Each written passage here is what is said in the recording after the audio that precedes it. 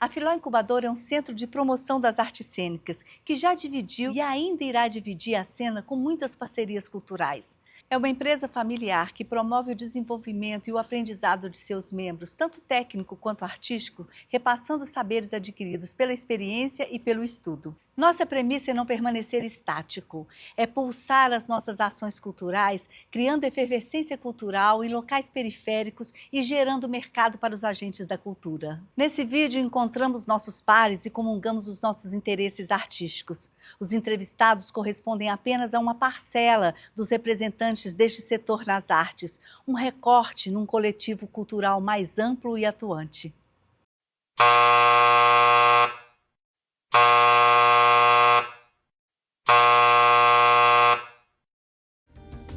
O teatro é uma forma de arte poderosa e presente na cultura e na vida humana. É uma arte que abarca muitas outras no seu fazer e gera identificação entre as pessoas, contando histórias, explorando ideias, provocando emoções e empatias. Independente de formas e estilos, ele proporciona reflexões e celebra a complexidade da experiência humana. Bom, há muitos anos, há muito tempo, a gente ouve falar que o teatro vai morrer, certo? E isso ficou muito vigente, muito vivo na pandemia, né? Ficamos todos dentro de casa, não podíamos sair, não tínhamos mais o que é de mais gostoso e mais sagrado, que é o contato do ator com o público, que é isso que cria catarse, isso que faz acontecer realmente o teatro. Há muito tempo a gente ouve falar que o teatro vai morrer, que o teatro ele realmente não vai mais acontecer, e conseguimos existir mesmo na pandemia. Continuamos fazendo o nosso teatro da nossa forma, tendo o público do outro lado e a gente do lado de cá.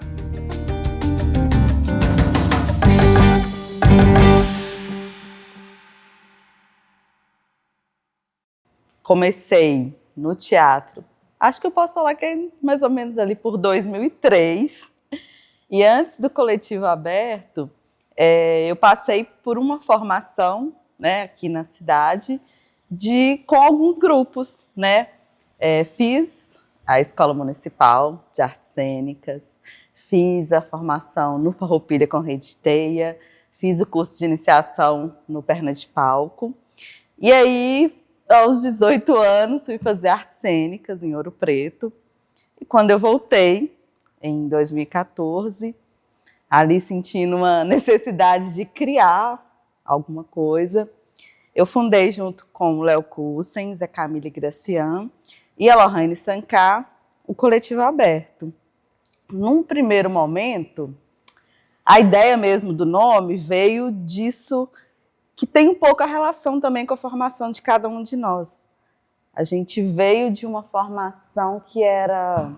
A gente tinha passado pelos cursos de formação da maioria dos grupos da região, então isso é uma coisa assim, que eu acho interessante frisar, porque a gente veio de um período em que o Vale do Aço formava muitos alunos. Então tinham muitos cursos de iniciação ali no início dos anos 2000. Então, todos nós tínhamos passado por esses grupos, pelo Farroupilha, feito aula com o Zé Lopes ou com o Elias no 7 de outubro, tinha o Clayton também. Então, quando a gente resolveu dar o nome de Coletivo Aberto, era uma tentativa também de pensar assim, não, a gente quer formar esse grupo, mas ao mesmo tempo a gente quer continuar fazendo os outros trabalhos que a gente já fazia, que era um trabalho com os outros grupos. Então, era uma tentativa de estrutura um pouquinho diferente do que a gente via. A Associação Cultural Perna de Palco começou como um grupo de teatro e hoje ela já desenvolve vários outros papéis. A gente já está trabalhando com questão de audiovisual, de dança, tanto que quando a gente fez 10 anos de teatro, quem participou com a gente no palco foi um grupo de dança contemporânea. Então, a gente foi abrindo esse leque de opção. né? A primeira preocupação nossa na formação do grupo era um estudo sobre o humano. Como que a gente estuda o homem brasileiro, como a gente estuda a nossa cultura e através disso a gente traz o humano de uma maneira geral. Então era uma questão muito própria de reflexão mesmo, da vida, das pessoas, da cultura de cada lugar, de cada região. A gente estava buscando esse lugar, essa pesquisa, esse caminho. O Espaço Cultural Casa Laboratório ele é um equipamento, né? Um espaço diferente de alguns outros coletivos, que são grupos de teatro.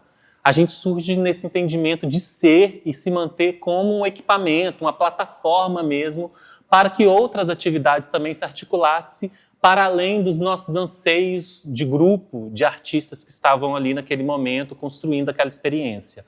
Hoje nós somos um grupo formado por artistas e não artistas e operamos na dimensão do equipamento cultural. E aí o teatro, né, para a gente, é uma tecnologia que a gente utiliza, uma das tecnologias que a gente utiliza como ferramenta para a gente poder articular as nossas ideias enquanto equipamento cultural, articular as nossas iniciativas e para além desse sentido do teatro como uma ideia, né, crítica, social, como uma maneira de propor reflexão, para a gente, enquanto equipamento, ele também é muito um lugar do entretenimento, do lazer, de garantir bem-estar para as pessoas, de gerar emprego e renda, de circular recursos. Para além dos nossos anseios artísticos, a linguagem é para a gente também essas ferramentas de mobilização social e também de alimentar a cidade, né, de entender que para além das nossas questões artísticas é também uma ferramenta política, né, que colabora para o desenvolvimento social de uma comunidade, do espaço, para além da linguagem cênica. A gente procura, no grupo teatral Boca de Cena, o exemplo quando você tem uma referência no palco e você apenas ri da desgraça do outro, é muito confortante, você fica num lugar muito cômodo, né? Mas quando você se vê lá em cima e ri da sua própria desgraça, eu acho que provoca uma reflexão interna que eu acho que esse é o verdadeiro sentido da arte, né? Eu acho que a arte, ela está num lugar de não só entretenimento. A arte, ela tem que vir para um lugar de experiência, de vivência, de te provocar, né? de te provocar inquietações mesmo, de tirar, né, o espectador e o artista desse lugar comum. Então a gente procura muito isso, assim, mas só que não com muitas referências externas, assim. A gente busca uma referência bem interna mesmo no nosso trabalho, sabe? Das verdades que a gente procura alcançar naquele momento, dentro daquele processo, né? E um fator fundamental para o grupo era a gente discutir sobre a migração do artista do interior para as grandes capitais. Tudo que ele precisava estava fora, ele tinha que buscar a sua formação, a sua expressão artística, os caminhos, né, do seu desenvolvimento pessoal. A gente mesmo, né, a gente que está aqui há mais tempo, assim, a base da nossa formação, a gente teve que buscar muito fora, né, Lu? Né? A gente não tinha essa oportunidade de coisas que vinham, esses editais que abrangem, né, mais segmentos e tal. A gente pagou para fazer muito curso, indo para Rio, para São Paulo, porque a gente não tinha. E teve um período que isso foi sanado, que a gente já recebia demais. Muita coisa que a gente não tinha tempo para acompanhar, a gente não tinha tempo para vivenciar tudo. A gente trabalhou com grandes formadores, com grandes diretores e artistas para trazer essa formação artística para o grupo, para os integrantes do grupo. Isso foi um papel muito importante. Mas, além disso, a gente tinha uma outra questão que era muito importante. A gente trabalhava com todos os outros coletivos. Todas as oficinas que a gente trazia eram oficinas abertas a público, disponíveis para qualquer um que tivesse interesse de participar, de se inscrever. O trabalho formativo dos integrantes do grupo era também um trabalho formativo para outras pessoas da área aqui na região. Oportunidade de trabalhar com outros coletivos, com outros profissionais, que vai criando uma diversidade de linguagem que é sempre mais rica. Não soma. A soma é sempre não zero, né? Eu já tenho uma habilidade, eu tenho um conhecimento, se eu começo a trabalhar com outras pessoas que têm outras habilidades e outros conhecimentos, isso só vai agregar aquilo que eu já tenho.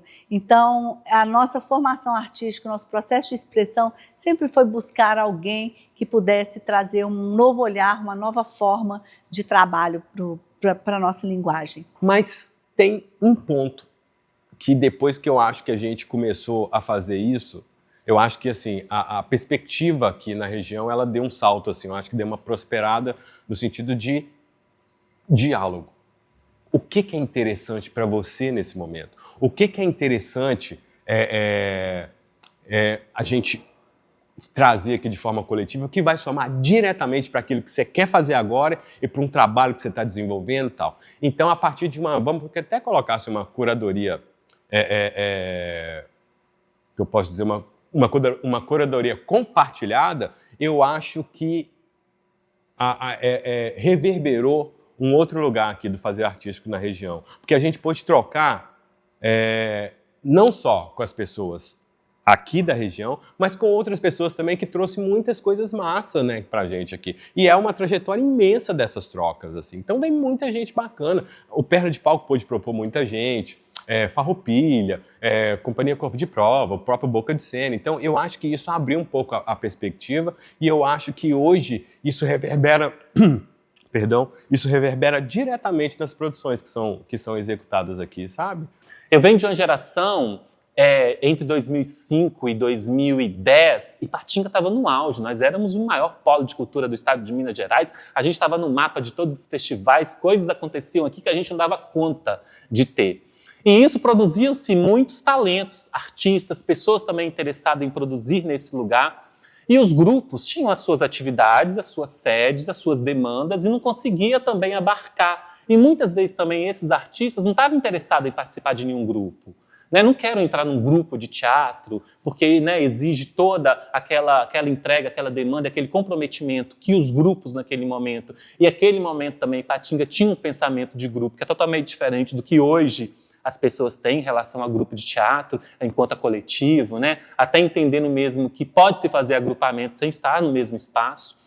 Então, a gente, naquele momento, entendeu que era importante a gente construir um equipamento onde esses artistas pudessem articular suas ideias sem ter um comprometimento com o grupo por um período, uma pesquisa, um laboratório, faz um resultado, compartilha, se alimenta e está ótimo, continuamos, vai vir um outro grupo que vai vir fazer um novo trabalho e vai vir um outro grupo, circulação de pessoas naquele equipamento que fez dele hoje um equipamento que existe de pé durante esses 15 anos de forma ininterrupta, é justamente a circulação desse número grande de pessoas que passaram por ali e encontraram ali um espaço para poder fazer uma experiência, para poder praticar uma experiência de teatro, de dança.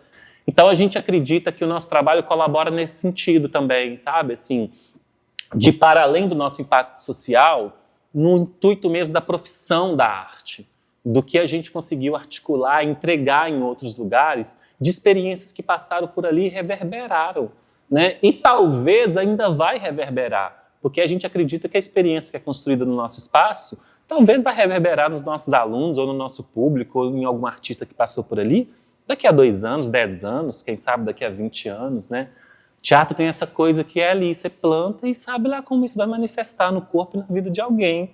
Então a gente joga ali e fala, algum dia isso vai vibrar em você e talvez essa memória vai trazer esse espaço como uma referência de um lugar onde aquilo foi plantado.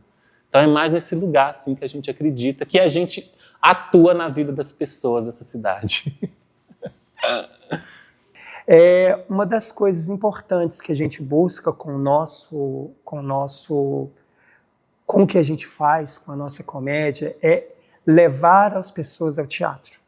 O nosso objetivo é fazer com que as pessoas vão ao teatro, com que as pessoas frequentem principalmente as casas de espetáculo. E é por isso que a gente vai às ruas caracterizadas, é por isso que a gente vai panfletar.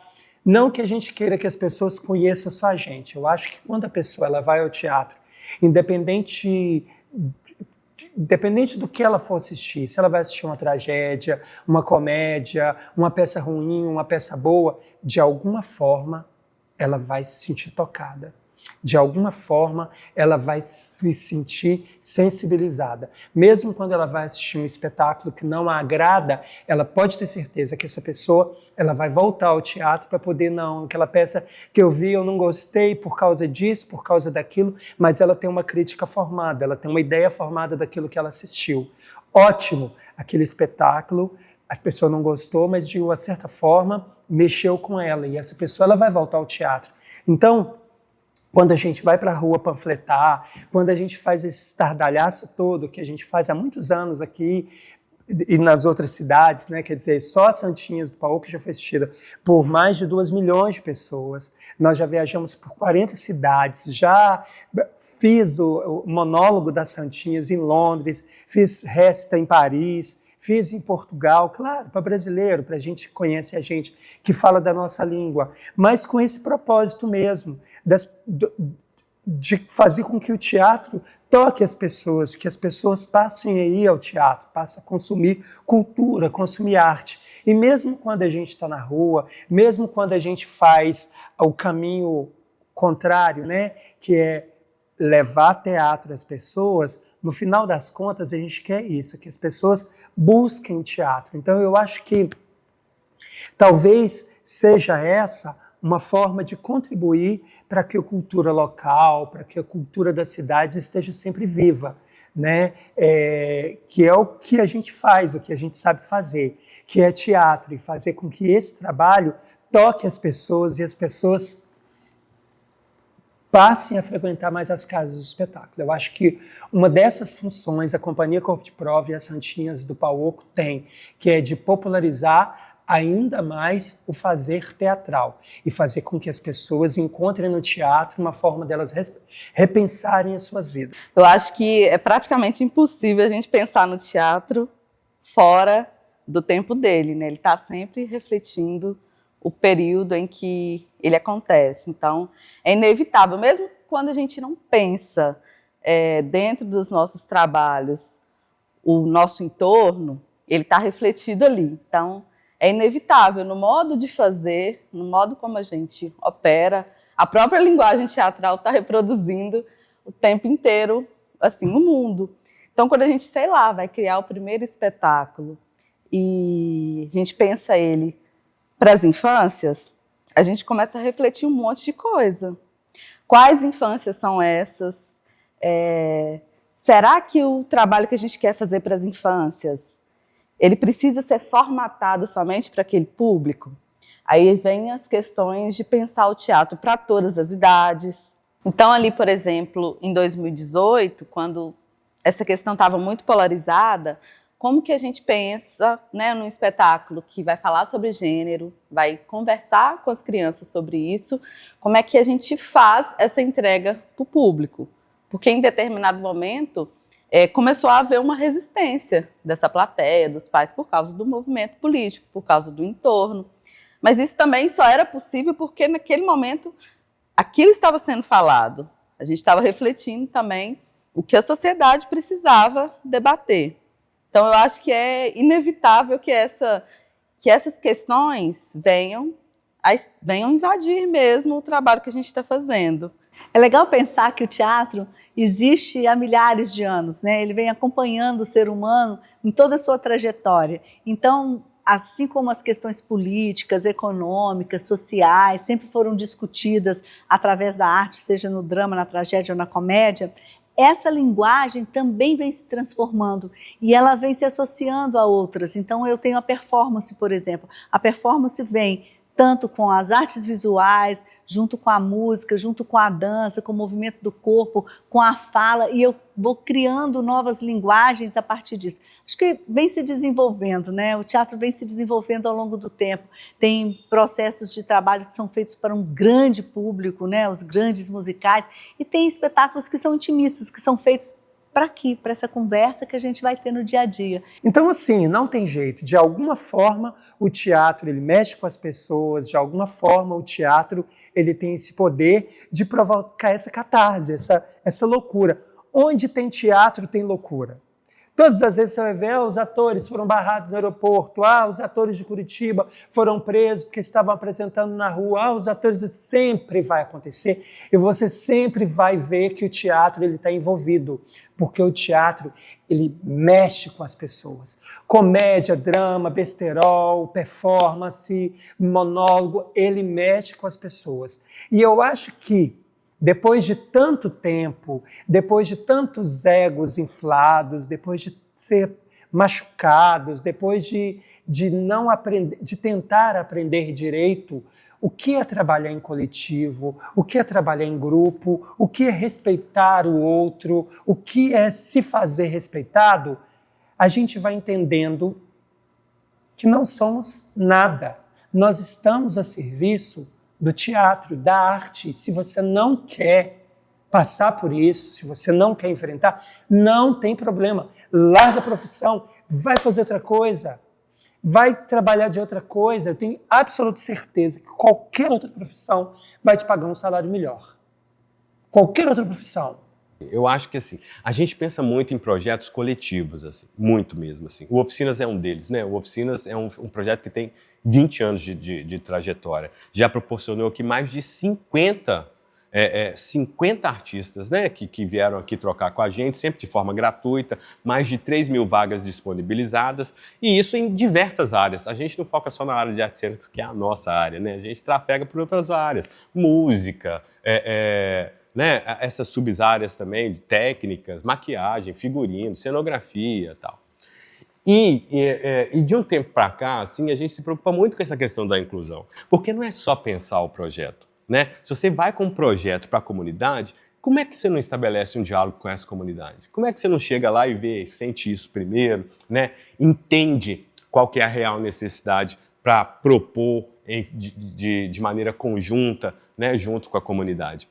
Então, a gente tem um trabalho que é a Máquina do Tempo, que esse ano, assim, na hora que a gente foi contabilizar, são mais de 300 apresentações em mais de 100 cidades, sabe? Então, sair desse lugar, do palco, e ir para essas comunidades, levando uma estrutura cênica mesmo, de luz, som, uma carroça que é o cenário, e proporcionar esse diálogo junto, através de oficinas, contação de história, preocupado em atender essa faixa etária do público, sabe? Tanto do idoso para a criança, eu acho que isso já é um passo. Não é assim, eu não fico totalmente satisfeito com o nosso trabalho, não. Mas eu acho que é um passo para chegar nesse lugar de respeito, de procurar, né, de inclusão mesmo, de oferecer, de usar esse recurso público, né, essa grana essa grana, né, que a gente consegue captar através, né, das leis de incentivo, assim, que chegue realmente às pontas, né, que chegue realmente a um público também que não tem acesso. Então, acho que a gente caminha nesse lugar para sair dos grandes centros e levar a arte para essas pessoas também, sabe? Eu acho que a preocupação maior nossa agora é nesse lugar de fazer com que isso chegue nessas pessoas. Então, o Casa Laboratório, nós somos um equipamento que tem 15 anos. E 15 anos de atividades ininterruptas, né? Isso é muito forte para a gente. E tem uma coisa que é muito interessante, assim, que um dia desse que eu me dei conta, nós somos um equipamento que já há 6 anos, a gente abre todos os dias da semana. A gente abre de segunda a segunda, porque a gente está num espaço, né, organizado dentro de um espaço que nos permite esse tipo de atividade. E isso é inédito, eu acho que para até outros equipamentos, geralmente museus, centros culturais fecham a segunda-feira, né, porque é um dia de fazer manutenção, tarará, e a gente não, a gente está ali aberto todos os dias, há 6 anos, todos os dias nós abrimos de segunda a segunda, de 10 da manhã a 10 da noite. Então, eu acho que a nossa presença, a nossa existência, a nossa resistência, ela já causa um impacto muito grande na cidade, só pelo fato da gente existir, para além das iniciativas que a gente faz para permanecer nesse cenário. Né? A gente tem uma escola, que também é uma coisa incrível, que há 15 anos se mantém aberta, é algo muito inédito. Um dia desse também que eu estava me dando conta, que é uma escola que mais se manteve aberta continuadamente em Ipatinga. A gente tem escola de teatro que abriu, ficou 4, 8, 10 anos, fechou, porque depende de política, então fica 4, fecha 2. Vários coletivos e grupos artistas de Ipatinga mantém escolas e cursos, mas são coisas que acontecem, finaliza, fica um ano com, um ano sem. E a gente tem um programa permanente, anual, que funciona há 15 anos. E que a gente vem moldando isso há 15 anos. O Perna de Palco tem 27 anos de trajetória, de história. Várias pessoas passaram pelo processo formativo do Perna de Palco, estiveram com a gente, criaram seus próprios grupos de trabalho. Nós temos uma escola permanente, desde sempre, que é um guarda-chuva aberto, que é o Cena Livre, que tem 3 grupos de criança, de idosos e de adolescentes e adultos. E esses grupos, eles vão caminhando, migrando para outros trabalhos, criando seus próprios coletivos e também formando muito público. A gente vem trabalhando esse público desde sempre. A forma de inserção do Perna de Palco na região, no Vale do Aço, eu acho que é de fortalecimento tanto da formação de público quanto da formação artística e da apresentação de uma linguagem. Então o teatro vem como uma ferramenta que apresenta para você uma nova linguagem, uma nova forma de inserção social, te apresenta uma possibilidade de sonho, te apresenta uma possibilidade de profissionalização, uma possibilidade de você criar uma nova estrutura, um novo caminho dentro daquele que você já conhece. E isso a gente sempre trabalha com a oportunização. Eu crio a oportunidade, a arte cria a oportunidade, o teatro é a ferramenta e com isso eu consigo mudar uma situação que já estava prevista. De uma forma ou de outra, mesmo o teatro invisível, o teatro ele toca as pessoas. De um jeito ou de outro, o teatro, com todo o seu escândalo, com toda a sua forma de protestar, de falar, de chamar atenção, ele chega no seu objetivo, que é despertar alguma coisa em alguém. Então esse é um dos poderes do teatro. Como Boal encontrou uma forma de fazer o teatro do oprimido, o Oduvaldo Viana Filho fazia já essas outras técnicas do teatro invisível. Teatro para quem não sabe do teatro, como diz Marcelo Médici, teatro para quem não gosta de teatro. Uma tentativa, pelo menos, que a gente tem no coletivo, é de pensar que esse trabalho é feito aqui, ele é produzido aqui, mas ele poderia estar em qualquer outro lugar. Acho que todos nós tentamos um pouquinho fugir das amarras de produzir somente para a nossa demanda regional. A gente vai tentando sair dessas amarras porque existem 2 questões. Uma questão mercadológica, que a gente precisa produzir sob demanda, a gente precisa pagar as contas, a gente precisa também atender o que é solicitado. Mas, dentro disso, como que a gente tenta fugir e produzir obras, produzir trabalhos que possam estar em qualquer lugar? Esse lugar aqui, de onde a gente fala, ele é muito significativo, ele é muito potente e ele não fica atrás em nada para nenhum outro lugar. Então, eu gosto sempre de pensar na importância que é a gente estar aqui hoje, fazendo e continuando esse trabalho que muitas pessoas vieram fazendo antes. Então, eu acho essencial que a gente continue aqui se fortalecendo, tentando criar as nossas estéticas, os nossos trabalhos, tentando encontrar formas de se produzir. Será que essa produção ela precisa ser independente, em algum momento, através de lei de incentivo, ela se fortalece para circular? Será que ela precisa encontrar outras formas de formar o seu público? Então, eu sempre tento pensar o que a gente está fazendo também para não deixar o aqui se perder. Esse público daqui, a nossa cidade, o contato com o público da nossa região se perder, mesmo que a gente busque, tente outras formas de linguagem, outros lugares para estar. Fazer teatro, para mim, é emprestar o meu corpo, a minha voz, o meu sentimento, a minha emoção para um outro que tem um assunto a dizer, um assunto a tratar, uma forma de troca com alguém. Teatro é uma coisa coletiva. Eu não faço teatro sozinha. Mesmo fazendo um monólogo, eu preciso da troca com aquele que está me assistindo. Só aí acontece a arte. As pessoas pensam assim, olha, se Deus quiser, eu não vou morrer se conhecer a Bélgica. Ah, se Deus quiser, eu não vou morrer enquanto eu não comprar aquela casa, enquanto eu não... Nós pensamos em montar peça. Nós montamos isso, a gente passou a vida toda. Ai, será que eu vou ter idade para montar bodas de sangue? Será que eu vou... Ai, até quando eu posso fazer relia? A nossa vida é essa, a gente fica esperando envelhecer para fazer os clássicos. E eu faço uma comparação com um vírus mesmo. Eu acho que o teatro é um vírus, cara. E não tem cura, não tem não. Ele vai lá, ser contaminado e não descobriram e não vão descobrir essa cura.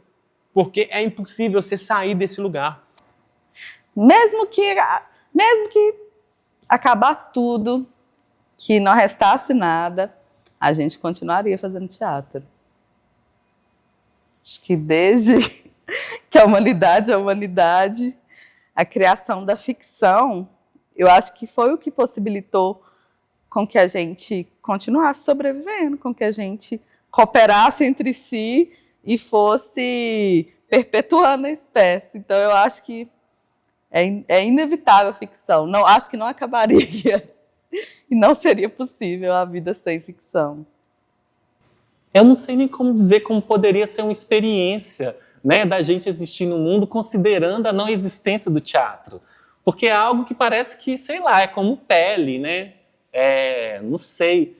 Mas eu acho que não tem como a gente construir uma existência, uma possibilidade de existir no mundo sem a gente considerar o teatro como uma tecnologia muito importante para poder nos articular, nos humanizar, criar linguagem, novas linguagens inclusive, porque o teatro tem esse poder, né, de construir coisas que não existem, possibilidades de mundo, formas de pensar, forma de construir coisas que a gente, humano, não dá conta. Então a gente se contamina por essa energia, por essa tecnologia que está aí, e ela toma conta da gente e pensa formas de se manifestar em outras dimensões, assim. Eu acho que não tem como a gente viver sem isso, não. Quem é artista, de fato, né, não tem como. Mas enquanto linguagem presente nesse mundo, nesse planeta, ela é algo maior até do que nós mesmos, né? Inclusive porque ela veio antes de nós. Nós viemos atrás, então a gente sempre vai estar atrás dela e ela vai estar sempre lá na frente.